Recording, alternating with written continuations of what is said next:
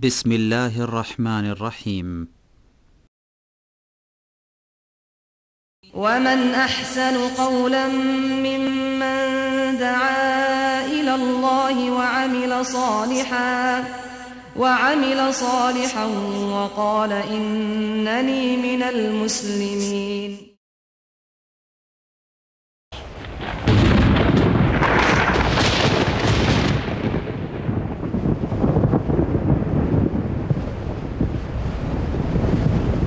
الله نحمده ونستعينه ونستغفره ونعوذ بالله من شرور أنفسنا ومن سيئات أعمالنا من يهده الله فلا مضل له ومن يضلله فلا هادي له وأشهد أن لا إله إلا الله وحده لا شريك له وأشهد أن محمدا عبده ورسوله.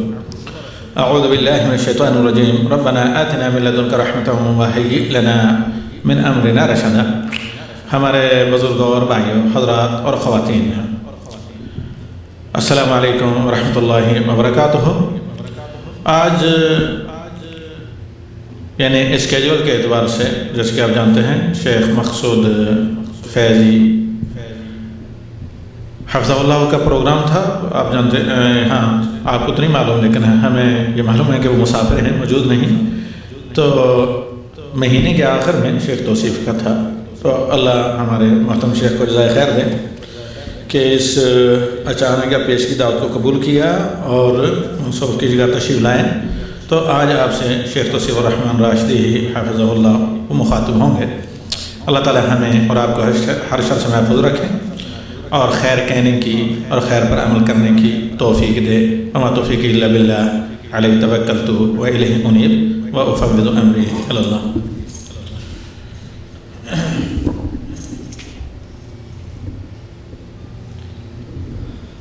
السلام علیکم ورحمۃ اللہ وبرکاتہ۔ جن بھائیوں کے جوال آن ہیں اپنے جوال آپ کر لیں۔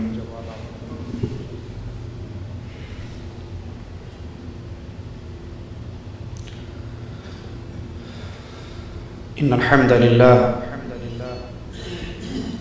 نحمده ونستعینه ونستغفره ونعوذ باللہ من شرور انفسنا ومن سیئات اعمالنا من يهده الله فلا مضل له ومن يضلل فلا هادي له أشهد أن لا إله إلا الله وحده لا شريك له وأشهد أن محمدا عبده ورسوله أما بعد أعوذ بالله من الشيطان الرجيم بسم الله الرحمن الرحيم قل هو الله أحد اللہ الصمد لم یلد ولم یولد ولم یکن له کفوا احد۔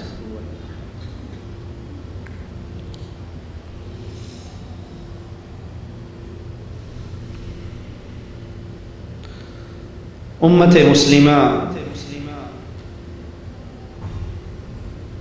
آج انتہائی نازک ترین دور سے گزر رہی ہے۔ یہ امت قرآن، یہ امت محمد علیہ السلام ذلت کی دلدل میں گرتی ہی چلی جا رہی ہے۔ دنیا پر اگر نگاہ دوڑائیں تو ہر علاقے میں اللہ بچائے تو بچائے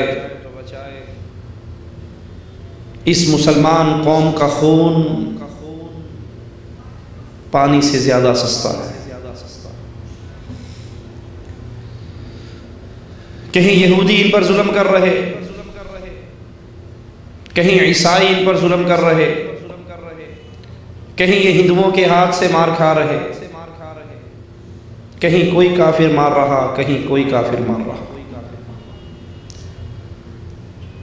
رسول اللہ صلی اللہ علیہ وسلم کی وہ حدیث آج کے اس دور پر پوری ہوتی ہوئی نظر آ رہی۔ آپ نے فرمایا تھا ایک وقت آئے گا کافر قوتیں تم پہ ایسے ٹوٹ پڑیں گی جیسے بھوکا کھانے کے پیالے پہ ٹوٹ پڑتا ہے۔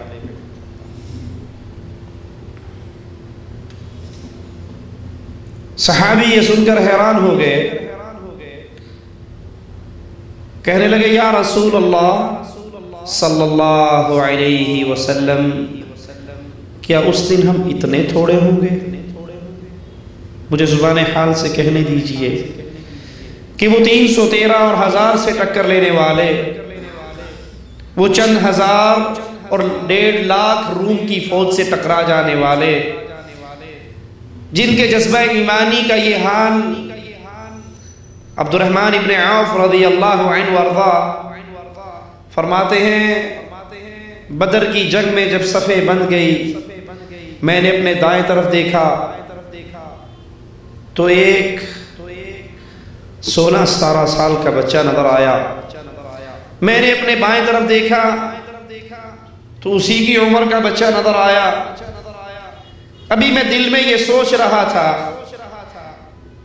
کہ دوران جنگ تو انسان چاہتا ہے اس کا دایاں بھی مضبوط ہو اور اس کا بایاں بھی مضبوط ہو، اور میرا دایاں بھی کمزور ہے، میرا بایاں بھی کمزور ہے۔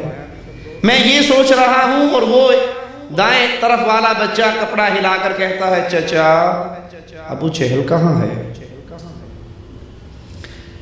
ابھی میں اس کے سوال پر حیران ہوں کہ یہ چھوٹی عمر کا لڑکا اور کفار کے کمانڈر ان چیف کے بارے میں سوال کر رہا ہے۔ اس کا جواب دیا نہیں کہ بائیں طرف والا بھی ہاتھ ہلا کر کہتا ہے چچا ابو جہل کہاں ہے؟ عبد الرحمن رضی اللہ عنہ وارضا کہتے ہیں بھتیجو تم اس کا کیوں پوچھ رہے ہو؟ اس کا سوال کیوں کرتے ہو؟ کہا چچا ہم نے سنا ہے وہ ہمارے آقا جناب محمد الرسول اللہ صلی اللہ علیہ وسلم کو گالیاں دیتا ہے۔ چچا جب اپنے گھر سے نکلے تھے یہ سوچ کر نکلے تھے کہ آج اس دھرتی کے سینے پر یا محمد کا گستاخ رہے گا یا ہم رہیں گے صلی اللہ علیہ وسلم۔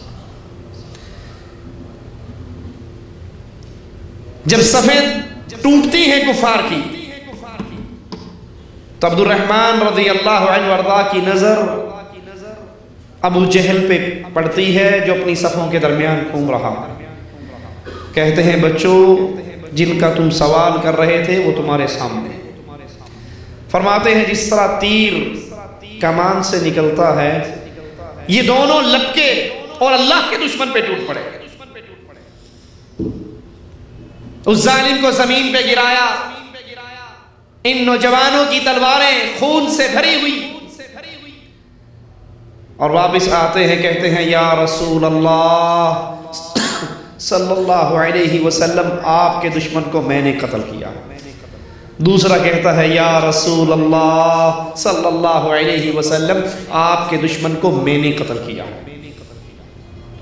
آقا علیہ السلام دونوں کی خون سے بھری ہوئی تلواروں کو دیکھ کر کہتے ہیں تم دونوں نے اللہ کے دشمن کو قتل کیا۔ جن کی قوم کے بچوں کی یہ کیفیت، جن کی قوم کے جوانوں کی یہ کیفیت، چند ہزار پہ مشتمل لشکر نکلتا ہے، رومیوں کی 1.5 لاکھ فوج سے ٹکراتا ہے، ایک سالار شہید ہوتا ہے، دوسرا سنبھالتا ہے، دوسرا شہید ہوتا ہے، تیسرا سنبھالتا ہے، تیسرا شہید ہوتا ہے، تو علم خالد بن ولید رضی اللہ عنہ وارضا سنبھالتے ہیں اور ان کی ہزاروں لاشوں کو گرا کر مسلمانوں کو بچا کر واپس لے آتے ہیں۔ وہ کہتے ہیں یا رسول اللہ صلی اللہ علیہ وسلم کیا ہماری تعداد اس دور کے اندر اتنی کم ہوگی کہ کافر قوتیں ہم پر ایسے ٹوٹیں گی جیسے بھوکا کھانے پہ ٹوٹتا ہے؟ کیونکہ اہل ایمان کبھی تعداد کی بل پہ جنگ نہیں لڑا کرتے، یہ بدر میں نکلے کفار سے لڑنے کے لیے، ان کی کیفیت ہی عجیب تھی۔ کسی کے پاس تلوار ہے تو ڈھال نہیں ہے، بے سر و سامانی کا عالم، لیکن کافر ہے تو کرتا ہے شمشیر پہ بھروسہ، اور مومن ہے تو بے تیغ بھی لڑتا ہے سپاہ۔ کہنے والے نے آ کر کہا آقا میں نے اپنی تلوار کو بلند کیا، ابھی کافر کی گردن پہ نہیں چلائی کہ اس کی گردن پہلے ہی کٹ کے گر چکی تھی۔ فرماتے ہیں میرے ساتھی یہ اللہ کے بھیجے ہوئے فرشتے تھے جنہوں نے اس دشمن کو قتل کر ڈالا۔ یا رسول اللہ صلی اللہ علیہ وسلم کیا ہماری تعداد اتنی تھوڑی ہوگی؟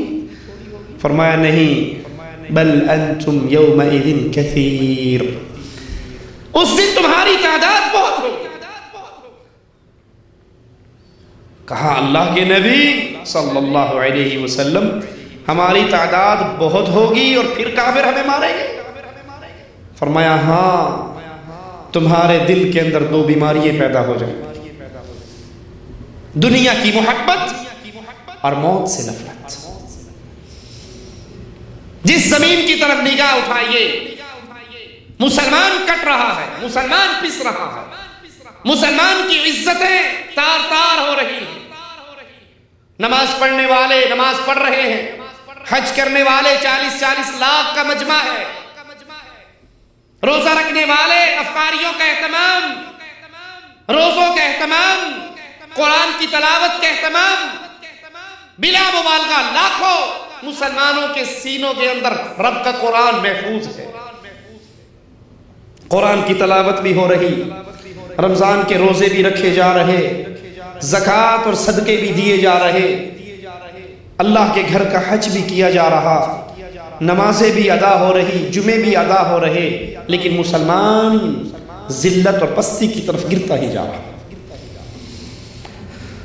جس کو اللہ نے تھوڑی سی بھی عقل دی ہے وہ ضرور سوچتا ہے آخر کیا وجہ ہے، آخر کیا بیماری ہے، آخر کون سا مرض ہے۔ ساری عبادتیں ہم کر رہے، شریعت پہ چل رہے، شریعت کا دم بھر رہے، اور پھر ہم دنیا میں عزت پانے کی بجائے ذلیل ہو رہے۔ پانی کے ایک گلاس کی قیمت مسلمان کے خون سے زیادہ ہے۔ کفار کا ایک کتا بھی مر جائے دنیا تڑپ اٹھتی ہے، اور مسلمانوں کے لاشوں پہ لاشیں گر جائیں کسی کے ماتھے پر بل بھی نہیں پڑتے۔ یہ امت ذلت کا شکار ہو چکی ہے۔ کیوں؟ ذلت کے اسباب کیا ہے؟ مسلمانوں کی ذلت کے اسباب کی طویل فہرست ہے، لیکن صرف موٹی موٹی 2-3 باتیں کر کے اپنی بات کو ختم کروں۔ مسلمانوں کی ذلت کی سب سے بڑی وجہ لوگوں یہ نہیں کہ اس امت کے پاس افراد کم ہیں،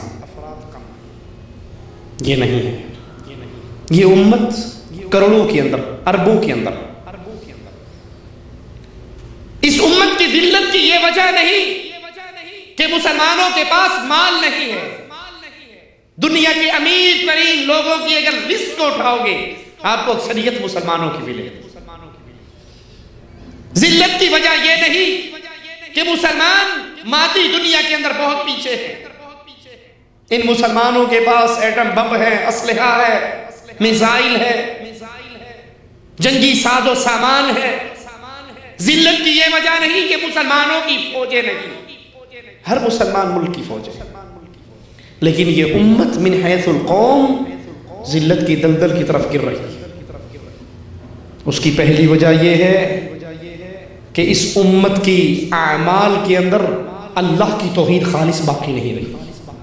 پہلی وجہ، میری باتیں کڑوی ہوں تو مجھے اللہ کے لیے معاف کر دینا، اور اگر نہیں بھی کرو گے تو میں قربانی کی کھالیں اکٹھی کرنے تو نہیں آیا، میں چندہ مانگنے تو نہیں آیا، میں تو چہرہ دکھانے آیا ہوں آئینے کے اندر کہ آخر کیا وجہ ہے یہ امت ذلت کی طرف کیوں بڑھ رہی ہے۔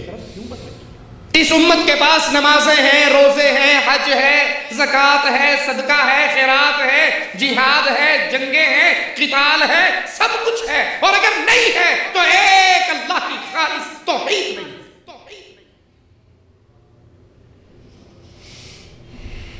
جو جرم کفار مکہ نے کیا، جو جرم یہود و نصارہ نے کیا، سیم وہی جرم بلکہ اس سے بڑھ کر جرم آج یہ کلمہ پڑھنے والی امت کر رہی ہے۔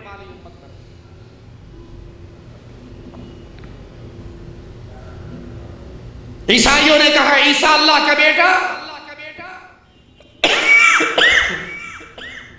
یہودیوں نے کہا عزیر اللہ کا بیٹا. یہ وہ کفر کے جملے،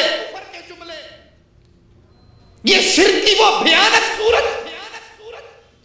مالک فرماتا ہے تکاد السماوات یتفطرن من وتنشق الارض وتخر الجبال هدا ان دعوا للرحمن ولدا. اللہ کا بیٹا بنانا، اللہ کا جز بنانا، اللہ کا ٹکڑا بنانا اتنا بڑا جرم ہے، اتنا غلیظ قول ہے. اگر یہ پہاڑوں پہ گر جائیں، پہاڑ رزا رزا، آسمان ٹکڑے ٹکڑے ہو جائیں، زمین پھٹ جائے. اندعو للرحمن ولدا، اللہ کا بیٹا بنا دیا. یہ یہودیوں کا جرم، یہ عیسائیوں کا جرم، اور اسی جرم کی بنا پر اللہ نے ان دونوں قوموں کو کافر قرار دیا. لقد کفر الذین، جن لوگوں نے یہ کہا یہ کافر ہے. اور آج یہ امت، یہ نماز پڑھنے والی، یہ روزہ رکھنے والی، یہ حج کرنے والی، یہ جہاد کرنے والی، یہ صدقے دینے والی، یہ قتال کرنے والی، یہ میدان سجانے والی، ان کی اکثریت کی مساجد سے، وہ مساجد جو اللہ کے دین کا قلعہ ہے، جو اللہ کے گھر ہے، جو اللہ کی مسجدیں ہیں. فلا تدعوا مع اللہ احدا، جن میں کسی اور کو پکارنے کی اجازت نہیں ہے. ان مسجدوں سے 5 وقت یہ کفر کا آوازہ بلند ہوتا ہے. الصلاۃ والسلام علیکہ یا نور من نور اللہ. جس طرح عیسیٰ اللہ کا بیٹا ہے، عزیر اللہ کا بیٹا ہے، یہ امت بھی کفر کے بچتے ہوئے کہتی ہے کہ محمد اللہ کے نور کا ٹکڑا ہے. وہ توحید جس کو انبیاء لے کر آئے، وہ توحید جس کو پھیلانے کے لیے انبیاء کا سلسلہ چلا، وہ توحید جس کو پھیلانے کے لیے کہیں تو میرے نبی کے ماتھے کو پھاڑا گیا. نبی مایوس ہو گئے اہل مکہ سے، طائف کا سفر کرتے ہیں کہ ہو سکتا ہے یہ لوگ کلمہ پڑھ لیں. اہل طائف کو جا کر سب سے پہلی دعوت یہ دی، قولوا لا الہ الا اللہ. اللہ کی توحید کا آوازہ اللہ کا نبی بلند کر رہا ہے، اور جواب میں اتنے پتھر پڑتے ہیں، نبی کا خون جسم سے بہتا ہوا جوتیوں میں جم جاتا ہے، نبی زمین پہ گر جاتے ہیں. اسی توحید کی آواز کو بلند کرنے کے لیے تکلیفوں کی انبار، نبی نماز کے لیے باہر نکلتے ہیں. ابو لہب کی بیوی نبی کے راستوں میں کانٹے بچھا دیتے، نبی زمین پہ سر رکھتے ہیں سجدے میں. کفار آپ کے کندھوں پہ اونٹنی کی جیر لا کر پھینک دیتے ہیں. ایک ظالم آپ کے گلے میں کپڑا ڈال کر بل دیتا. ابو بکر دوڑتے ہوئے آتے ہیں، کہتے ہیں اس کو اس لیے قتل کرنا چاہتے ہو؟ یہ کہتا ہے ربی اللہ. وہ لا الہ الا اللہ کی کھری اور سچی دعوت جس کے لیے قرآن کہتا ہے وَلَقَدْ بَعَثْنَا فِي كُلِّ أُمَّةٍ رَسُولًا. ہر امت میں رسول آیا، صرف ایک بنیادی پہلی دعوت ہر رسول کی یہی رہی، أَنِ اعْبُدُوا اللَّهَ وَاجْتَنِبُوا الطَّاغُوتَ. آج اس امت کے پاس سب کچھ ہے، ایٹم بم بھی ہے، اسلحہ بھی ہے، مال بھی ہے، افراد بھی ہے، قوتیں بھی ہیں، لشکر بھی ہے، فوجیں بھی ہیں، قتال کے میدان بھی ہیں، جہاد کی فضائیں بھی ہیں. اور اگر نہیں ہے تو لا الہ الا اللہ کی سچی دعوت نہیں. تحدیث نعمت کے طور پہ بیان کرتا ہوں، اللہ جزائے خیر دے محمد بن عبد الوہاب نجدی رحمت اللہ علیہ کو اور محمد بن سعود رحمت اللہ علیہ کو، جنہوں نے اس سعودی عرب کی پاک سرزمین کو شرک کے اڈوں سے پاک کر دیا. اللہ رحمت کرے امام عبدالعزیز رحمت اللہ علیہ اور ان کی آل اولاد پر، جنہوں نے اس دھرتی کو قبر پرستی کے شرک سے بالکل صاف رکھا. اور وہ جرم جو اس سعودیہ کو چھوڑ کر پوری کائنات میں ہو رہا ہے، پوری دنیا میں ہو رہا ہے، کہیں قبروں کی پوجے، کہیں مندروں کی پوجا، کہیں درختوں کی پوجا، کہیں پتھروں کی پوجا. اس دھرتی کو پاک کیا کہ یہاں پر عبادت ہوگی تو ایک اللہ ہوگی. اور اس ملک سے باہر نکلیے، باہر کی فضا میں سانس لیجئے، تو ایک اللہ کی بجائے کروڑوں الہ، کروڑوں مشکل کشا ہے، کروڑوں حاجت روا ہے، کروڑوں غوث اعظم ہے۔ میں ملتان کا واسی ہوں، اکیلے ملتان کے اندر 1.25 لاکھ ولیوں کے دربار، کئی مہینے لگ جائیں ان کی قبروں کو دیکھنے کی۔ وہ کفر کا عقیدہ آج یہود و نصارہ کے نقش قدم پہ چلتے ہوئے اس امت کے لوگ، اس امت کے علماء سو ٹیلی ویژن چینل پہ بیان کرتے ہوئے کہتے ہیں کہ اللہ اور محمد دونوں ایک ہے، ایک کے جڑا ہی ایک کو ڈو جانے وہ کافر تے مشرک۔ اللہ اور رسول دونوں ایک ہیں، جو ان کو دو کہے گا وہ کافر ہے، وہ مشرک ہے۔ مومن تو وہ ہے جو ان کو دو ایک مانتا ہے، دو نہیں مانتا۔ وہی جو مستوی عرش کا خدا ہو کر اتر پڑا مدینے میں مصطفیٰ ہو کر، اللہ کی ذات کی توحید جس کو کفار مکہ نے بھی مانا تھا، آج یہ امت ماننے کے لیے تیار ہے۔ اور یہ ذلت کی پہلی وجہ ہے۔ مشرک کو کبھی دنیا میں عزت قرآن وعدہ نہیں کرتا، انتم الاعلون، تم غالب رہو گے۔ کیوں؟ اگر ایٹم بم بنا لیا، تم غالب رہو گے اگر غوری میزائل تیار ہو گئے، تم غالب رہو گے اگر تعداد بہت زیادہ ہوگی۔ نہیں، انتم الاعلون، تم غالب رہو گے ان کنتم مؤمنین، اگر تم اہل ایمان رہے۔ اللہ کی عبادت کی بجائے درگاہوں کی پوجا، قبروں کی پوجا، غیر اللہ کی پوجا، اللہ کی عبادت میں غیروں کو شریک۔ اگر اللہ کے گھر کا طواف ہے تو آج کی کلمہ پڑھنے والی امت اس کی اکثریت قبروں کا طواف بھی کرتی ہے۔ اگر اللہ کی لیے نماز پڑھتے ہوئے انسان سجدہ ریز ہوتا ہے تو درگاہوں پہ بھی سجدے۔ اگر اپنی تکلیف اور مصیبت میں یا اللہ مدد کی صدا بلند ہوتی ہے تو اسی طرح یا رسول اللہ مدد اور یا علی مدد کی صدا بھی بلند۔ اگر حاجی مینا میں اللہ کے لیے قربانی دیتے ہیں تو قبروں، درگاہوں، درباروں کے اوپر بھی جانوروں کو ذبح کیا جاتا ہے۔ اگر اللہ کے لیے رکوع ہے تو پیروں اور سیدوں کے لیے بھی رکوع ہے۔ اللہ کے لیے قیام ہے تو حضرت کے لیے بھی قیام ہے، قومی جھنڈے کے ترانے کے لیے بھی قیام ہے۔ اللہ کی وہ خالص، وہ سچی اور سچی توحید جس کے ماننے کے نتیجے میں عزت ملا کرتی ہے، جس کے ماننے کے نتیجے میں دنیا بھی سنورتی ہے اور آخرت بھی سنورتی ہے۔ وگرنہ یہ عرب کے چرواہے، یہ عرب کے بدو، کبھی پانی پینے پلانے پہ جھگڑا، کبھی گھوڑا آگے بڑھانے پہ جھگڑا، آپ اس کی لڑائیوں میں کٹ اور مر رہے تھے، لیکن جو ہی لا الہ الا اللہ کی دعوت سے جڑے اللہ نے کیسی عزت عطا کی۔ عمر رضی اللہ عنہ وارضاہ کا نام قیصر و کسریٰ اپنے محلات میں سنتے تو ان کی جان چھلک جایا کرتی تھی۔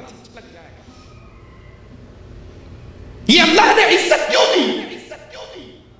مسلمان مجاہد پہاڑی پہ چڑھتا ہے، سامنے سمندر کی لہروں کو دیکھتا ہے اور کہتا ہے ربا میرے سامنے سمندر کا پانی ہی پانی ہے، اور اگر مجھے پتہ لگ جائے اس کے پار بھی تیری مخلوق رہتی ہے، اللہ میں اس دھرتی پہ جا کر بھی تیری توحید کے علم کو گاڑ کر آؤں گا۔ مسلمانوں کا خلیفہ آسمان پہ بھٹکتی ہوئی ایک بدلی کو دیکھ کر کہتا ہے جہاں تیرا جی چاہتا ہے برس، تو جہاں بھی برسے گی تیرا خراج مسلمانوں کے بیت المال میں ضرور جمع۔ یہ عزت کیوں تھی؟ عزت کے اس دور کی طرف لوٹ کے یہ عزت کیوں تھی؟ کیونکہ اللہ کی توحید کو مسلمانوں نے سینے سے لگایا، اور آج اللہ کی توحید میں، آج اللہ کی عبادت میں مردوں کو شریک کیا گیا، پیروں اور فقیروں کو شریک کیا گیا۔ مسجد معراج ہے، درگاہ آباد، یہ وہ پہلا جرم ہے لوگوں، اللہ کی توحید کو چھوڑ کر اللہ کے ساتھ شرک کرنے کا جرم، جس جرم کی وجہ سے امتیں برباد ہو جاتی ہیں، جس جرم کی وجہ سے عزت دار ذلیل ہو جایا کرتے ہیں۔ کیونکہ عزت دینے والا اللہ، اور عزت مالک دنیا میں کس کو دیتا ہے؟ وَلِلَّهِ الْعِزَّةُ، یہ ساری عزت تو اللہ کے لیے، وَلِرَسُولِ، اس کے رسول کے لیے، اور مسلمانوں کے لیے، مومنوں کے لیے۔ مشرک کے لیے اس دھرتی پہ کوئی عزت نہیں، نہ اس جہان میں عزت ہے، نہ اگلے جہان میں عزت۔ ذلت کا دوسرا بڑا سبب اس امت کا محمد الرسول اللہ صلی اللہ علیہ وسلم سے اپنے تعلق کو توڑ لے، نہ ہمارے ہاتھ میں اللہ کی توحید رکھی اور نہ محمد الرسول اللہ صلی اللہ علیہ وسلم کی اتباع رکھی۔ اور یہاں پر بھی بدنصیبوں کے دو گروہ بن گئے۔ ایک گروہ وہ ہے جس نے اپنی دنیا سے نبی کو نکالا، دین کے اندر نبی کا نام رہنے دیا لیکن دنیا سے نبی کا نام نکال دیا، ہمیں نہیں چاہیے۔ کیسے سمجھیں؟ نماز پڑھتے ہوئے بالکل سنت کے مطابق نماز پڑھیں، روزہ رکھتے ہوئے سنت کے مطابق روزہ، حج کرتے ہوئے سنت کے مطابق حج، صدقہ خیرات زکوٰۃ صدقات سنت کے مطابق عمل۔ وہ سمجھتے ہیں دین مسجد کی ٹوپی ہے، مسجد کی ٹوپی سمجھتے ہو؟ وہ انڈیا پاکستان کے مسجدوں کے دروازوں کے ساتھ ایک بڑے کارٹن کے اندر ٹوپیاں پڑی ہوتی ہیں، پلاسٹک اور کھجور کے چھکو جو اونٹ کے منہ پہ چڑھتے ہیں۔ وہ نمازی آتا ہے، اٹھا کے سر پہ رکھتا ہے، نماز پڑھتا ہے، واپس جاتا ہے، جب دروازے کے پاس پہنچتا ہے اس کو احساس ہوتا ہے کہ ٹوپی تو سر پہ ہے، وہیں سے اتارتا ہے اور پھینک کے مارتا ہے۔ یہ مسجد کے اندر ٹوپی کا رول ہے، مسجد سے باہر گئے تو ٹوپی سے آزاد۔ ایک گروہ بدنصیبوں کا ایسا جس نے نبی کی تعلیم کو صرف مسجد کی ٹوپی سمجھ رکھا۔ مسجد میں آئیں گے تو پتہ لگے گا یہ نبی کو ماننے والے ہیں، مسجد میں آئیں گے نماز کو طریقے کو دیکھو گے تو سمجھو گے یہ مسلمان نبی کو ماننے والا، نبی کے طریقے میں چلنے والا۔ اور مسجد سے باہر جائے گا، سیاست کا وقت آئے گا تو یہ بھی کفار کی جمہوریت کے پیچھے بھاگتا نظر آئے گا، یہ بھی الیکشن کے جھنڈے لے کے بھاگتا ہوا نظر آئے گا، یہ بھی کفار کے طریقے پہ چلے گا۔ تجارت کا وقت آئے گا تو کہے گا جی نماز تو پڑھتے ہیں نا، اب مولوی صاحب جھوٹ کے بغیر کام نہیں ہے، اگر دکانداری کرنی تو جھوٹ بولنا پڑے گا، مگر نہ پھر چھوڑ دو۔ یہ تجارت کرتے ہوئے جھوٹ بولتا ہے، یہ تجارت کرتے ہوئے بینک سے قرضے لیتا ہے، سود کا معاملہ کرتا ہے، اور دلیل کیا دیتا ہے؟ شیطان نے ہر کسی کو دل کو بہلانے کے لیے کچھ نہ کچھ یاد کروا رکھا۔ دلیل یہ ہے جی دین کا دنیا سے کوئی تعلق نہیں، دین اور چیز ہے، دنیا اور چیز ہے۔ ہم دین میں پوری شریعت پہ عمل کرتے ہیں لیکن دنیا میں آزاد ہیں۔ ہم اب شادی کرنے لگے ہیں اور آپ کہتے ہیں ڈھول نہ بجے، ہم نے شادی کرنی ہے، ایک بیٹا ہے، ساری ریج ایتے ہی نانی ہے، ہو رہے دے پیچھو ہے کوئی نہیں۔ اب یہاں پہ ڈھول بھی بجیں گے، گانے بھی ہوں گے، ساز بھی ہوگا، دھمال بھی ہوگی، یہاں پہ اس کے ماتھے پہ صحرا بھی لگے گا، مہندی کی رسمیں ہوں گی، اپٹن کی رسمیں ہوں گی، جوتی چھپائی کی رسمیں ہوں گی، دودھ پلائی سالی کے ہاتھ سے یہ رسم ہوگی، دروازہ کنڈی پکڑائی کی رسم ہوگی، جوڑا جہیز کی رسم ہوگی، سارے معاملے کریں گے۔ مولوی صاحب جب ہم مسجد میں آتے ہیں تو نماز پڑھتے ہوئے ہم بالکل سنت کا خیال رکھتے ہیں، لیکن یہ دین ہے، یہ دنیا ہے، دنیا کا دین سے کیا تعلق ہے؟ شادی میں ہم آزاد ہیں، غمی میں ہم آزاد ہیں، سیاست میں ہم آزاد ہیں، کاروبار میں ہم آزاد ہیں، لین دین میں ہم آزاد ہیں، دنیا کے ہر معاملے میں آزاد ہیں۔ وہ یہ سمجھتے ہیں کہ نبی صرف عبادات کا نظام لے کر آئے، زندگی پوری کا نظام لے کر نہیں، لہذا ان کا دین، ان کا نبی پر ایمان وہ مسجد سے شروع ہوتا ہے، مسجد میں ختم ہو جاتا ہے۔ اور کچھ وہ بدنصیب ہیں، کچھ وہ بدنصیب ہیں جنہوں نے اپنی دنیا سے بھی نبی کو نکالا اور اپنے دین سے بھی نبی کو نکالا۔ دنیا میں تو وہ آزاد تھے، آزاد ہو ہی گئے ہر مسئلے میں۔ اور عجیب بات ہے، بڑی عجیب بات ہے، دنیا کا کوئی مسئلہ ہو ان کو دادا ابو کی دلیل یاد نہیں آتی، بڑی بی کی دلیل یاد نہیں آتی، ابا جان کی دلیل یاد نہیں آتی،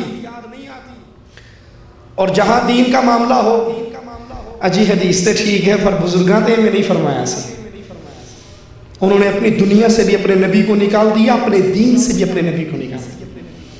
بات تو آپ کی ٹھیک ہے لیکن دادا ابو تو ایسے نہیں کرتے تھے، ہماری تو 7 نسلوں سے گھر میں سے 11ویں شریف کا ختم ہوتا ہے، ہم کیسے اس کو روک دیں؟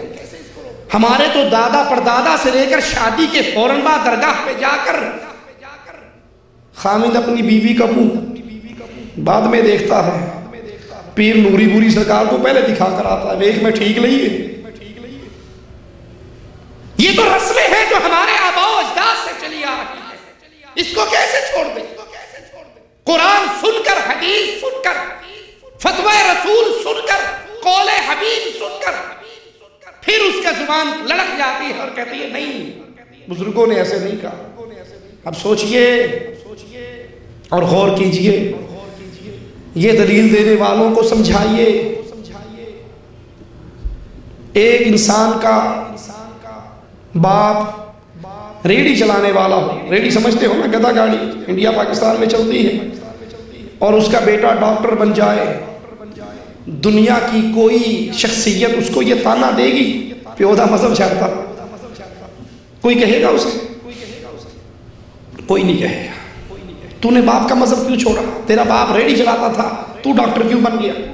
وہ فوراً جواب میں کہے گا بھائی میرا باپ ان پڑھ تھا، پڑھا لکھا نہیں تھا، جوانی پڑھنے کی عمر اس نے برباد کر دی تھی، اور میں نے پڑھ لکھ لیا، لہذا میں ریڑی چلانے والا نہیں بنا، ڈاکٹر بن گیا۔ کوئی اس کو یہ تانا نہیں دے گا تو نے باپ کا طریقہ چھوڑ دیا۔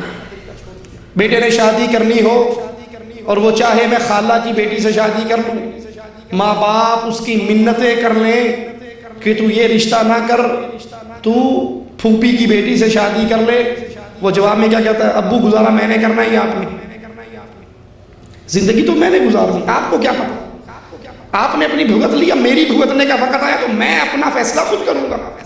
کبھی اسے کوئی تانا نہیں دے گا تو نے ماں باپ کا طریقہ چھوڑ دیا، تو نے ماں باپ کی بات نہیں مانی۔ اور جہاں اللہ کے نبی کی شریعت پہ عمل کا وقت آتا ہے، ہر بندہ اس کو نبی کی سنت دیکھتا ہے، کہتا ہے اچھا ماں پیو کا دین چھوڑ دیا، ماں باپ نے تو یہ نہیں سکھایا تھا، بزرگوں نے تو یہ نہیں سکھایا تھا، آباء و اجداد نے تو یہ نہیں سکھایا تھا، پیر و فقیر نے تو یہ نہیں کہا تھا، حضرت اور شیخ نے تو یہ پٹی نہیں پڑھائی تھی۔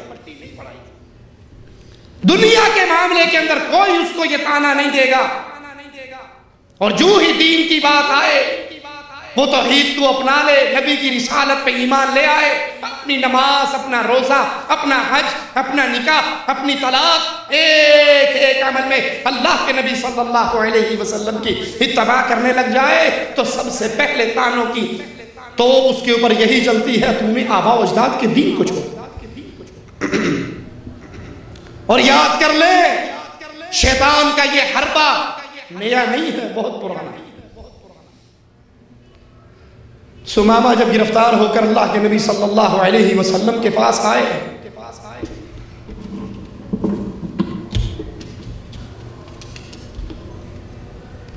رہا کر دیا گیا، مسلمان ہو گئے، واپس مکے کی طرف چلے،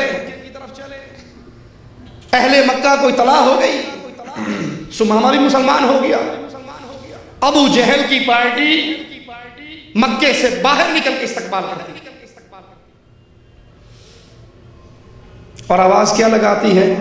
غور کرنا، سبوتا یا سمامہ، سمامہ تو سابی ہو گیا ہے، اور سابی عربی زبان میں اس کو کہتے ہیں جو آباء و اجداد کے دین کو چھوڑ چکا۔ تو نے آباء و اجداد کا دین چھوڑ دیا تو سابی ہو گیا ہے۔ ہمارے ہاں کیا کہتے ہیں؟ تو وہابی ہو گئے، بات برابر برابر ہی۔ وہابی کا مطلب یہی ہے کہ یہ وڈکیاں دی نہیں مانتا ہے، صرف رسول اللہ دی مانتا ہے صلی اللہ علیہ وسلم۔ اور صحابی کا مطلب یہ ہے کہ یہ آباء و اجداد کی بات کو چھوڑ کر ثمامہ رضی اللہ عنہ وردہ کہتے ہیں واللہ ما صبت، اللہ کی قسم میں کوئی صحابی نہیں ہوا بلکہ میں تو محمد رسول اللہ صلی اللہ علیہ وسلم کا متبع بنا۔ اب سنیے انقلاب، انقلاب کسے کہتے ہیں؟ اتباع رسول کیا ہے؟ ثمامہ اپنے گھر سے عمرہ کرنے کے لیے نکلے تھے، رسول اللہ صلی اللہ علیہ وسلم کا کلمہ پڑھتے ہی کیا رنگ چڑھا ثمامہ پر، کہنے لگے یا رسول اللہ صلی اللہ علیہ وسلم، میں تو اپنے گھر سے نکلا تھا عمرے کی ادائیگی کے لیے، آپ کے ساتھیوں نے مجھے اریسٹ کر لیا، گرفتار کر لیا، اب میں مسلمان ہو چکا ہوں، میرا اسلام مجھے پہلا سبق یہ دے رہا ہے اگر نبی اجازت دیں گے تو عمرہ کروں گا، نہیں دیں گے تو نہیں کروں گا۔ میرے لیے کیا حکم ہے یا رسول اللہ؟ آپ اجازت دو گے عمرہ کروں گا، اور آپ اجازت نہیں دو گے تو عمرہ نہیں کروں گا. یہ ایمان ہے، یہ اسلام ہے. جب انسان لا الہ الا اللہ محمد رسول اللہ اس کا اقرار کرتا ہے، پھر اس کی اپنے وجود پہ حکومت ختم ہو جاتی ہے. وہ ایک ایک عمل میں رسول اللہ صلی اللہ علیہ وسلم کا پابند بن جاتا ہے. اہل مکہ کے پاس آئے، کہنے لگے اللہ کی قسم گندم کا سب سے بڑا تاجر میں ہوں، تمہارے گھر میں گیہوں میرے ذریعے سے آتے ہیں، جب تک مجھے میرا نبی اجازت نہیں دے گا تمہیں ایک دانہ بھی گندم کا نہیں دے گا، ایک دانہ. یہ اشہد ان محمد رسول اللہ کا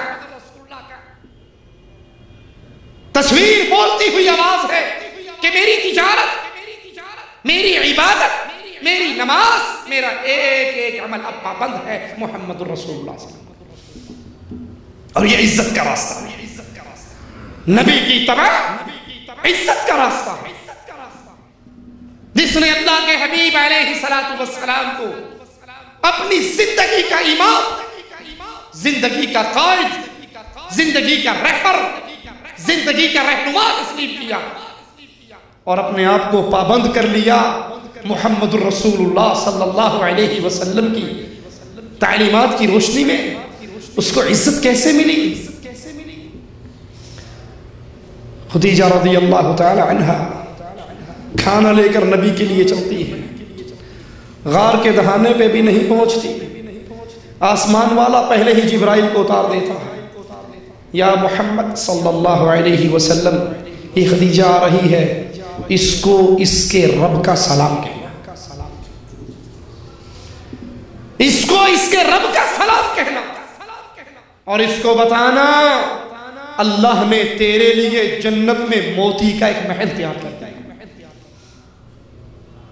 بلال رضی اللہ عنہ وارضا نہ حسب و نسب میں دنیا کی ڈیمانڈ کے مطابق، نہ خوبصورتی میں دنیا کی ڈیمانڈ کے مطابق، لیکن اپنی زندگی کو محمدی بنایا. زندگی کے ہر عمل میں اپنے لیے راہ نجات امام الانبیاء کو سمجھا. نتیجہ کیا نکلا؟ آقا علیہ السلام پوچھتے ہیں بلال کیا عمل کرتے ہو؟ میں جنت میں تمہاری جوتیوں کی آواز اپنے سے آگے سنا. کیا عمل کیا ان صحابہ نے؟ عمر رضی اللہ عنہ وارضا سے کہتے ہیں عمر میں نے جنت میں ایک بڑا خوبصورت محل دیکھا. میں نے پوچھا یہ محل کس کا ہے؟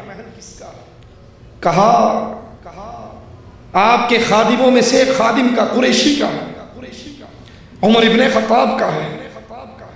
اے عمر مجھے تیری غیرت یاد آ گئی اور میں تیرے محل میں تیری اجازت کے بغیر داخل نہیں. عثمان رضی اللہ عنہ وارضا ایک وقت پہ 7 مرتبہ عثمان رضی اللہ عنہ وارضا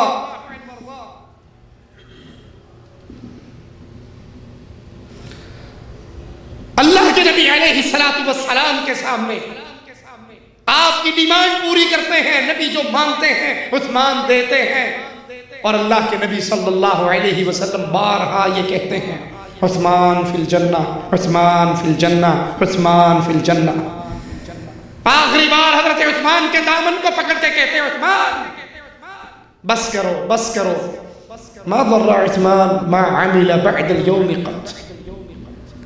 آج کے بعد کوئی عمل بھی نہ کرو، اللہ نے تمہاری جنت کا مجھ سے وعدہ کر دیا.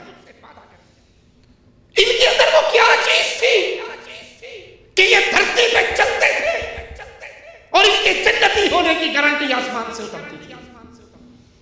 صحابی کہتا ہے یا رسول اللہ صلی اللہ علیہ وسلم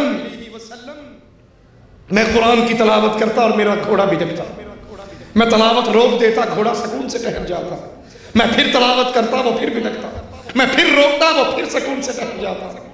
کہا میرے ساتھی تو قرآن کی تلاوت کرتا تھا، آسمان کے فرشتے تیری تلاوت کو سننے کے لیے آئے ہوئے تھے، وہ کیا انقلاب تھا ان کی زندگی میں؟ وہ ایک نقطے کا انقلاب کہ دنیا میں ہر آدمی کی بات جھوٹی ہو سکتی ہے، ہر آدمی کی بات کو چھوڑا جا سکتا ہے سوائے محمد الرسول اللہ۔ دوران خطبہ ایک شخص کھڑا ہوتا ہے، اللہ کے نبی کہتے ہیں بیٹھ جاؤ۔ ایک صحابی ابھی مسجد کے مدخل پر ہی، دروازے پر ہی وہیں بیٹھ جاتے ہیں۔ کہتے ہیں میرے ساتھی تجھے تو نہیں کہا بیٹھنے کا۔ کہا آقا آپ کی آواز میرے کان سے ٹکرائی تھی، بیٹھ جاؤ، میں سن کر پھر کیسے کھڑا رہ جاؤں؟ انہوں نے اپنی زندگی میں نجات کا نقطہ یہ سمجھا کہ اتباع محمد الرسول اللہ صلی اللہ علیہ وسلم وہ واحد راستہ ہے جس کے اوپر چل کر انسان اللہ کی جنت میں جا سکتا ہے۔ اس امت کی ذلت کا دوسرا بڑا سبب یہ ہے کہ یہ امت نبی کی اتباع کو چھوڑ کر ہزاروں فرقوں میں بٹ چکی ہے۔ کہیں دیوبندی ہے، کہیں بریلوی ہے، کہیں نقشبندی ہے، کہیں چشتی ہے، کہیں قادری ہے، کہیں رضوی ہے، کہیں نوری ہے، کہیں سہروردی ہے۔ جس اینٹ کو اٹھاؤ اس کے نیچے سے نیا فرقہ نکلتا ہے۔ کلمہ پڑھتے ہوئے وہ اشہد ان محمد رسول اللہ کا اعلان کرتا ہے، لیکن زندگی بناتے ہوئے، عمل کرتے ہوئے، ہمارے بزرگوں نے یہ فرمایا اور ہمارے بزرگوں نے یہ فرمایا، ہمارے شیخ نے یہ فرمایا اور ہمارے حضرت نے یہ فرمایا۔ بات آپ کی بھی ٹھیک ہے، حدیث ہم نے بھی سنی ہے، لیکن جو کچھ ہمارے بزرگوں نے فرمایا آخر وہ بھی تو کہیں نہ کہیں ہوگا۔ یہ پانچواں مذہب ہے، مذہب ہوگا۔ جب ان کے پاس کوئی دلیل نہ رہے اپنی بدعملیوں کی، بد اعتقادیوں کی، تو پھر ایک دلیل شیطان انہیں یہ سکھاتا ہے ہمیں نہیں پتا لیکن کہیں نہ کہیں ضرور ہوگا۔ آخر حضرت نے جو فرمایا ہے تو کہیں نہ کہیں تو ہوگا۔ بھائی یہ ہوگا کہاں؟ کس حدیث میں ہے، کس قرآن میں ہے؟ یہ بربادی کی دوسری وجہ ہے۔ ایک سائل سوال کرتا ہے ایک صحابی سے اس مسئلے میں کیا فرماتے ہو؟ جواب میں کہتے ہیں اس مسئلے کے اندر امام الانبیاء محمد الرسول اللہ صلی اللہ علیہ وسلم نے یوں فرمایا۔ سائل کہتا ہے میں نے سنا ہے شاید ابو بکر و عمر نے تو یوں کہا تھا۔ ناراض ہو جاتے ہیں، غضبناک ہو جاتے ہیں، کہتے ہیں میں تجھے محمد الرسول اللہ صلی اللہ علیہ وسلم کی حدیث سنا رہا ہوں اور تو جواب میں کہتا ہے ابو بکر و عمر نے یوں کہا۔ ڈرتا ہوں کہیں آسمان سے تجھ پہ پتھروں کی بارش نہ ہو جائے۔ اپنے اپنے پیروں کے خولوں میں بند ہونے والوں، اپنے اپنے اماموں کو معصوم کا درجہ دینے والوں، نبی کا فرمان آنے کے باوجود میں فلاں فرقہ سے اور میں فلاں فرقے سے، میں فلاں جماعت سے اور میں فلاں گروپ سے، امام الانبیاء کی بات کو ٹھکراتے ہو، لسوڑی شاہ اور فسوڑی شاہ کی بات پر، امام الانبیاء کی بات کو ٹھوک کر مارتے ہو ایک امتی کے قول پر۔ جس امتی کی کیفیت یہ ہے، آقا فرماتے ہیں آسمان سے فرشتے اترتے ہیں، مجھے ترازو میں بٹھاتے ہیں، 2 سے تولتے ہیں میرا پلڑا بھاری رہتا ہے، 10 سے تولتے ہیں میرا پلڑا بھاری رہتا ہے۔ ساتھی فرشتہ کہتا ہے کس کو تول رہا ہے؟ امام الانبیاء کو۔ مقابلہ 2 10 سے کرتا ہے۔ اگر ایک پلڑے میں، غور کیجئے اللہ کے لیے، نبی کے دین کو چھوڑ کر فرقوں میں بٹ جانے والوں، نبی کی حدیث کو چھوڑ کر غیر نبی کے قول کو سینے سے لگانے والوں، ذرا فرشتوں کے جملوں پہ غور تو کرو۔ کہتے ہیں اگر ایک پلڑے میں امام الانبیاء کو بٹھاؤ اور ایک پلڑے میں پوری کائنات کو بٹھاؤ، محمد کا پلڑا سب پہ بھاری رہے گا صلی اللہ علیہ وسلم۔ یہ پوری کائنات جو ایک پلڑے میں ہے، کیا اس میں 4 امام نہیں آئے؟ کیا اس میں 12 امام نہیں آئے؟ کیا اس میں رائمنڈ والے، بریلی والے، دیوبند والے، گنگوہ والے، بغداد والے، کوفے والے نہیں آئے؟ فرمایا ایک پلڑے میں ساری کائنات اور ایک پلڑے میں امام الکائنات محمد الرسول اللہ صلی اللہ علیہ وسلم۔ ہماری بربادی کے اسباب میں سے ایک بہت بڑا سبب یہ قانون بن گئے، یہ نظام بن گئے، یہ عقیدے بن گئے، یہ اصول بن گئے۔ اگر قرآن کی آیت میرے امام کے قول کے خلاف آئے گی، اٹھائیے اصول کرخی۔ قرآن کی آیت میرے امام کے قول کے خلاف آئے گی تو اس آیت کو منسوخ جانا جائے گا۔ نبی کی حدیث میرے امام کے قول کے خلاف آئے گی، مردود جانا جائے گا۔ تعویل کرنے کی کوشش کریں گے، ہوگی تو ٹھیک، نہیں ہو گئی تو میرے امام کا قول ہی حجت رہے گی۔ صحابی کا اثر میرے امام کے قول سے ٹکرا جائے، تعویل کرنے کی کوشش کریں گے، ہو گئی تو ٹھیک، نہ گزارا چلا تو اس کو مردود کہا جائے گا۔ ارے ابن عباس رضی اللہ عنہما حضرت علی کے فتوے منگاتے ہیں، صحیح مسلم کے مقدمے میں یہ بات موجود ہے، ان فتووں کو پڑھتے ہیں اور پھر فرماتے ہیں علی نے یہ فتوے نہیں دیے، یہ لوگوں نے علی کے نام پہ مشہور کر دیے ہیں۔ جیسے آج بھی مولا علی کہ ملنگ ہونے کے دعوے دار جھوٹ کی ساری نسبت حضرت علی کی طرف کر دیتے ہیں، اور حضرت علی ان ملنگوں کے سارے جھوٹ سے پاک ہے۔ حضرت علی نے یہ فتوے نہیں دیے۔ غور کرنا، سیدنا ابن عباس کے جملوں پہ غور کرنا، کہا اور اگر علی بھی یہ فتوے دیتا تو گمراہ ہو جاتا۔ ارے کیا اتنا کہہ دینا کافی نہ تھا کہ یہ فتوے علی نے نہیں دیے؟ یہ کیوں کہا؟ اگر علی بھی یہ فتوے دیتا تو گمراہ ہو جاتا۔ امت کی آخری افراد تک یہ بات پہنچانے کے لیے لوگوں، اگر دھرتی میں معصوم ہے تو محمد رسول اللہ صلی اللہ علیہ وسلم۔ فاطمہ کے بابا کے علاوہ اس دھرتی پہ اور کوئی نہیں ہے جس کی زبان عرش والے کی مرضی سے ہی تھی۔ ہر بندہ اپنی ہی مرضی سے بات۔ اس امت نے اتباع محمد رسول اللہ صلی اللہ علیہ وسلم کو ترک کیا، اور فرقوں، تنظیموں، جماعتوں، گروپوں کے اندر ایسی بڑی کہ حدیث رسول کی ویلیو بھی ہمارے دلوں سے ختم ہو گئی۔ حدیث سن کر پھر کہتے ہیں حدیث سے ٹھیک ہے پر میں اپنے مولوی کو پوچھ رہا ہوں، حدیث تو ٹھیک ہے پر میں بھی تو اپنے مولوی سے پوچھ لوں۔ یعنی اس حدیث کو اگر میرا مولوی کہے کہ حدیث ہے تو مان لوں گا، اور اگر میرے مولوی نے کہا کہ حدیث نہیں ہے تو نہیں مانوں گا۔ نبی کے قول کو امتی کے قول کی وجہ سے قبول اور رد کیا جائے۔ تیسری بنیادی وجہ اس امت کی زدت کی طرف گرنے کی، اس امت نے نبیوں والے کام کو چھوڑ دیا، اور وہ کام نیکی کا حکم دینا اور برائی سے روکنا، نیکی کا حکم دینا اور برائی سے روکنا۔ اس کی جگہ پر نئے نئے جملے آ گئے۔ اللہ کے نبی صلی اللہ علیہ وسلم نے کیا فرمایا تھا؟ اے لوگوں تمہاری مثال اس کشتی کے مسافروں کی طرح ہے جو دو منزلہ کشتی ہو، نیچے والی منزل کو پانی چاہیے، وہ اوپر جاتے ہیں، سمندر میں ڈول نکالتے ہیں اور پانی لے کر آتے ہیں۔ اوپر والے لوگوں کے ماتھے پر بل پڑنے لگے، ایک ہی صبح شام پانی لے آنا جاندے نے، بڑا ہی تنگ کیتا ہے۔ ان میں سے نیچے سے کہتا ہے کہ میرے پاس ایک حل ہے۔ جی کیا حل ہے؟ کہتا نہ اتلے تنگ ہو نہ اسی تنگ ہوئیے، ایتھو ہی مورا کر لیں، اس کشتی کو توڑو، یہاں سے سوراخ کرتے ہیں، یہاں سے پانی نکالتے ہیں۔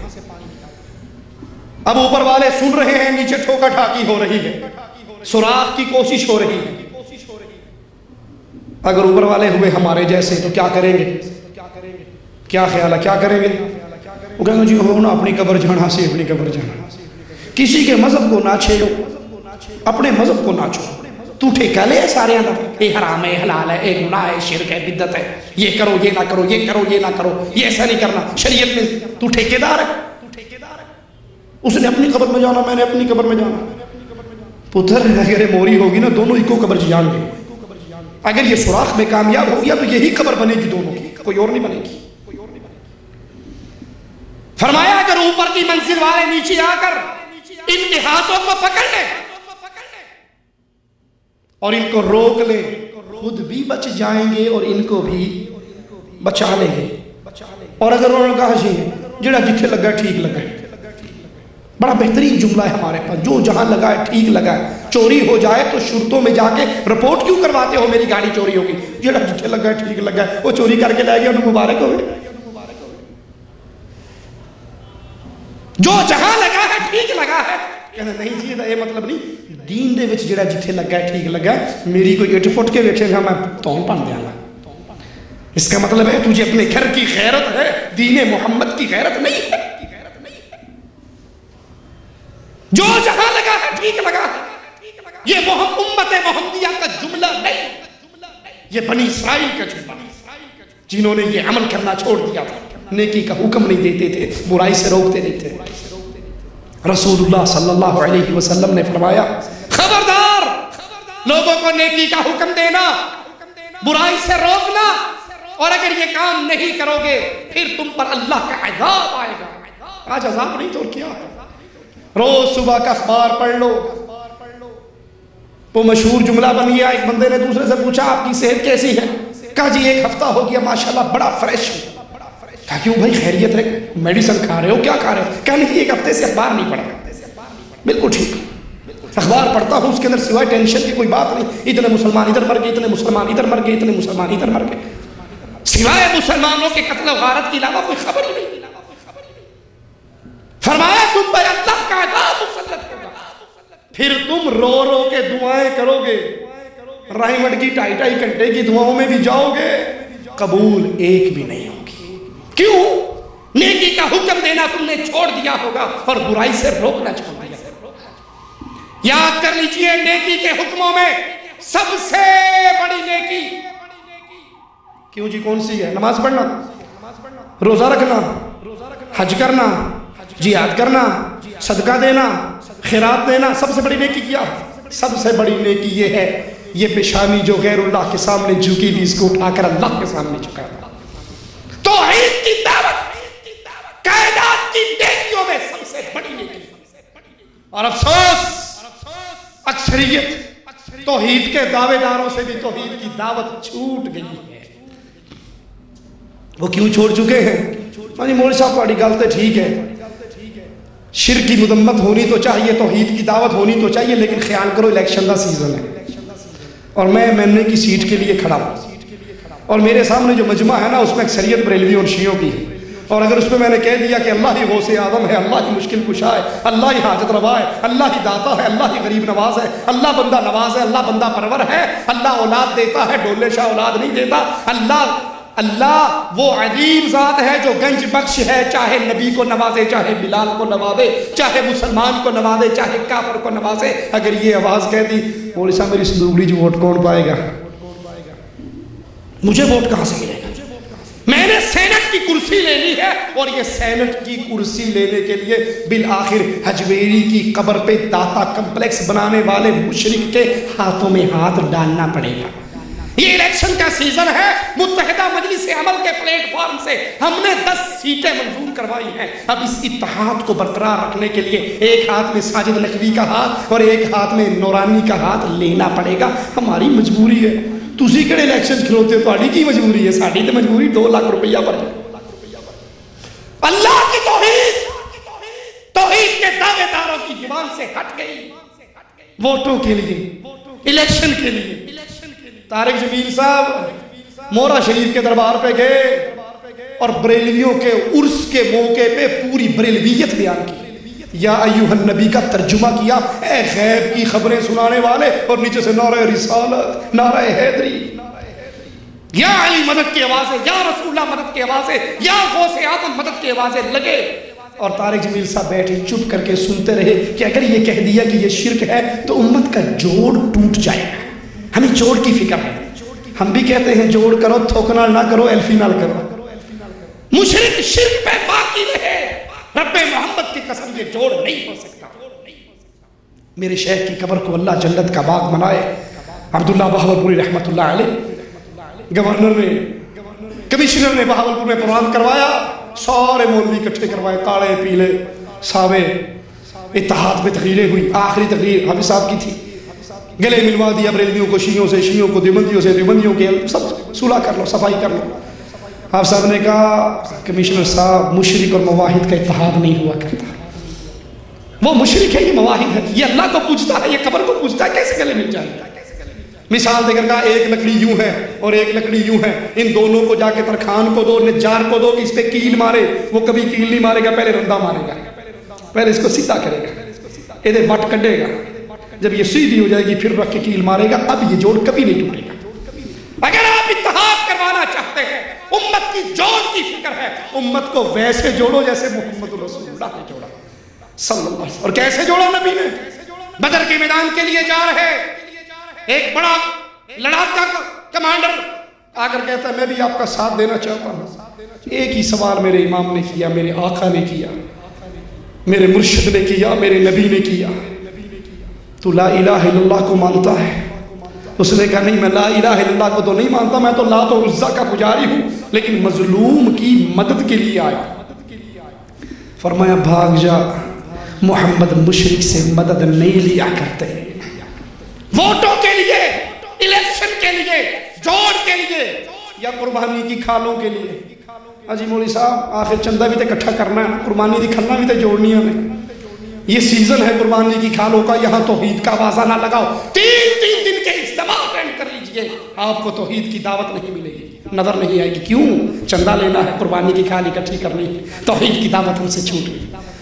امر بالمعروف میں سب سے پہلا کام لا الہ الا اللہ کا آوازہ ہو۔ قبروں پہ گرنے والوں، یہ داتا نہیں ہو سکتے جو مر جائے، یہ غوث اعظم نہیں ہو سکتے جن کی اپنے یتیم ہو جائے، یہ بری نہیں کر سکتے جن کی اپنی بیوہ ہو جائے، یہ گنج بخش نہیں ہو سکتے جو کپڑے اتارنے کے قابل نہ رہے، غسل کرنے کے قابل نہ رہے۔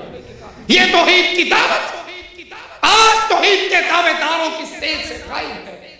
کسی کو کوئی مصلحت ہے، کسی کو کوئی مصلحت، اور یہی ہماری ذلت کی وجہ ہے۔ اللہ سے دعا ہے اللہ ہمیں توحید کی دعوت کو سمجھنے کی توفیق عطا فرمائے، اس کو بیان کرنے کی توفیق عطا فرمائے، اور دنیا کے ہر طرح کے لالچ اور ڈر سے نڈر ہو کر سچی دعوت لا الہ الا اللہ کی پکار لگانے کی توفیق عطا فرمائے۔ ایک بھائی کا سوال ہے، السلام علیکم ورحمۃ اللہ وبرکاتہ۔ سید توصیف الرحمان راشدی صاحب، سوال یہ ہے کہ کشمیر کے جو حالات ہیں اور خون خرابے کا جو ماحول ہے، کیا ان حالات کو جہاد کہا جائے گا یا فساد کہا جائے گا؟ قرآن و حدیث کی روشنی میں جواب دیں۔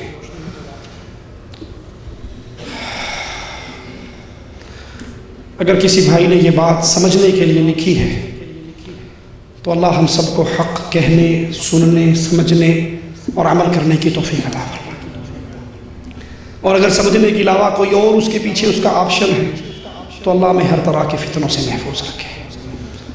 جہاد کے لیے صحیح مسلم کے اندر موجود رسول اللہ صلی اللہ علیہ وسلم کی ایک حدیث بیان کر کے اپنی بات ختم کرتا ہوں، تھوڑی سی اس کی وضاحت کر کے۔ آقا علیہ الصلوۃ والسلام سے جہاد کے موضوع پر سوالات ہوئے۔ ایک شخص مال کے لیے لڑتا ہے، ایک قوم قبیلے کے لیے لڑتا ہے، اور ایک مال غنیمت، وطن کی آزادی، زمین کا ٹکڑا۔ اللہ کے نبی جہاد کون کر رہا ہے؟ کون سا مجاہد فی سبیل اللہ ہے؟ تو رسول اللہ صلی اللہ علیہ وسلم نے فرمایا من قاتل لتکون کلمۃ اللہ ہی العلیٰ فہو فی سبیل اللہ۔ جو شخص اس لیے جنگ کرے کہ لا الہ الا اللہ غالب آئے، اللہ کی توحید غالب آئے، درگاہ مٹ جائیں، دربار مٹ جائے، حضرت بل ٹوٹ جائے، چرار شریف ٹوٹ جائے، اجمیر والے کا اڈا ٹوٹ جائے، حجویری کا اڈا ٹوٹ جائے، یہ دھرتی پاک ہو جائے، جیسے جس دھرتی پہ آپ بیٹھے ہو اس کو پاک کیا محمد بن عبد الوہاب، محمد بن سعود، امام عبدالعزیز آل سعود رحمہ اللہ نے، اس طرح دھرتی پاک ہو، محمد رسول اللہ کی سیرت پہ عمل ہو۔ جیسے آپ نے مکے کو فتح کرتے علی کو بھیجا، جاؤ اس مکے کی سرزمین کو بتوں سے پاک کر دو، پکی اونچی قبروں سے پاک کر دو، زمین سے ملا دو۔ اگر مقصد جہاد کا یہ ہو کہ اللہ کی توحید غالب آئے تو یہ جہاد فی سبیل اللہ ہے، اور اگر یہ مقصد نہیں، اللہ سے ڈر کر کہتا ہوں، اور اگر یہ مقصد نہیں، مقصد ہو کشمیر بنے گا پاکستان یا کشمیر بنے گا خود مختیار، خود مختیاری جان سے پیاری، خود مختیاری یا کفن، خود مختیاری یا موت، تو پھر وطنوں کے لیے لڑی جانے والی جنگ سیاسی جنگیں ہیں، اس کا جہاد سے کوئی تعلق نہیں۔ میں آپ کو مثال سمجھانے کے لیے عرض کرتا ہوں، فرض کریں، تسلیم کریں، اللہ ہر جگہ پہ اہل ایمان کی مصیبتوں کو دور کرے۔ اگر آج فتح بھی ہو جائے اور کشمیر پاکستان بن بھی جائے تو لا الہ الا اللہ غالب آ جائے گا، توحید غالب آ جائے گی، چنار شریف ٹوٹ جائے گا، حضرت بل کی درگاہ توڑ دی جائے گی، اللہ کی توحید غالب ہو جائے گی؟ نہیں ہوگی۔ وہی جو نظام پہلے سے باقی علاقوں میں موجود ہے وہی وہاں پر نافذ ہوگا۔ تو اسلام کی کون سی خدمت ہوئی؟ وطنوں کے لیے لڑی جانے والی جنگیں جہاد نہیں ہوا کرتی، یہ وطنوں کی لڑائی ہے، یہ سیاست کی لڑائی ہے، یہ ایجنسیوں کی لڑائی ہے۔ اور ہاں، اگر لڑائی کا مقصد یہ ہو ہم نے یہاں سے شرک کو مٹانا ہے، ہم نے یہاں پہ توحید کو غالب کرنا ہے، تو یہ جہاد فی سبیل اللہ۔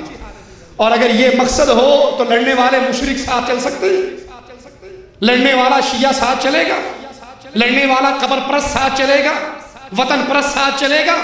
اور ساری علاقوں کو آپ جا کر چیک کر لیں، اس میں شیعہ بھی لڑ رہا ہے، بریلوی بھی لڑ رہا ہے، وطن پرست بھی لڑ رہا ہے، کیمونسٹ بھی لڑ رہا ہے، لبریشن فرنٹ والا بھی لڑ رہا ہے، البرق والا بھی لڑ رہا ہے، یہ سارے لڑ رہے ہیں، جن اور سارے اپنی لڑائی کے نقطے پر متفق ہیں۔ آپ اس میں دونوں کے ہاتھ ملے ہوئے ہیں، تو یہ واضح دلیل ہے کہ ان کا مقصد اللہ کی توحید کو غالب کرنا نہیں ہے۔ اگر اللہ کی توحید کو غالب کرنا ہوتا تو کبھی مشرک کے ہاتھوں میں ہاتھ نہ دیتے۔ اللہ سے دعا ہے اللہ ہمیں صحیح فہم عطا فرمائے، اس کے اوپر زندگی گزارنے کی توفیق عطا فرمائے۔ اقول قولی ھذا واستغفر اللہ لی ولکم ولسائر المسلمین فاستغفروہ انہ هو الغفور الرحیم۔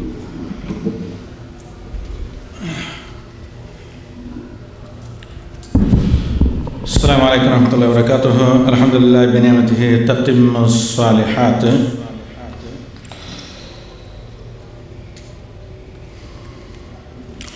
اللہ تعالیٰ سے التجا ہے کہ اللہ تعالیٰ ہمیں اللہم ارنا الحق حقا ورزقنا اتباعہ وارنا الباطل باطلا ورزقنا اجتنابہ ربنا آتنا من لدنک رحمۃ وہیئ لنا من امرنا رشدا۔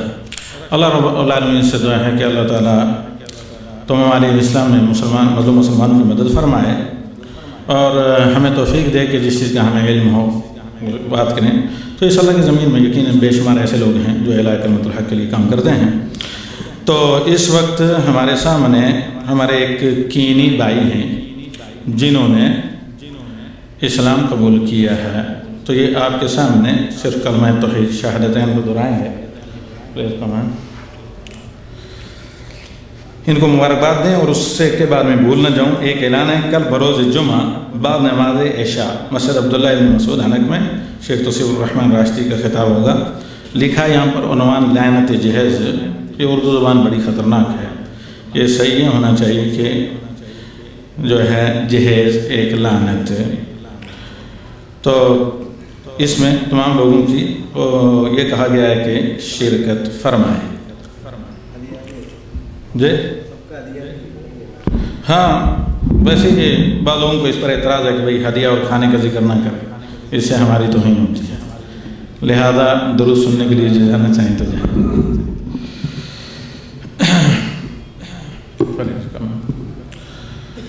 فالو میں اشہدو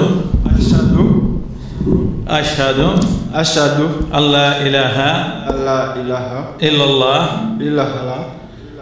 وحدہ لا شریک لہ واشہد ان محمدن عبدہ ورسولہ واشہد ان عیسیٰ عبداللہ ورسولہ وکلمتہ القاہا الی مریم۔ Takbir, Allah Akbar. It means that I bear witness that Allah is only one true God, worthy to be worshipped without any partner, and I further bear witness that Muhammad, Allah's peace be upon him, Muhammad sallallahu alaihi wasallam, he is Allah's last and true messenger and Allah's slave. And I further bear witness that Christ Jesus, he was a messenger of Allah and true messenger of Allah and the slave of Allah in his time, and he was the son of Mary, not son of Allah. Wa ashhadu anna al-jannata haqqun wa anna an-nara haqqun, and I further bear witness that the fire of hell is truth and the paradise is the truth. We ask Allah that kindly we show the straight path that reach us to Jannah بإذنه سبحانه وتعالى. أقول قولي هذا أستغفر الله لي ولكم ولسائر المسلمين فاستغفروه إنه هو الغفور الرحيم. بھائی کو سلام کریں، استقامت کے لیے دعا کریں.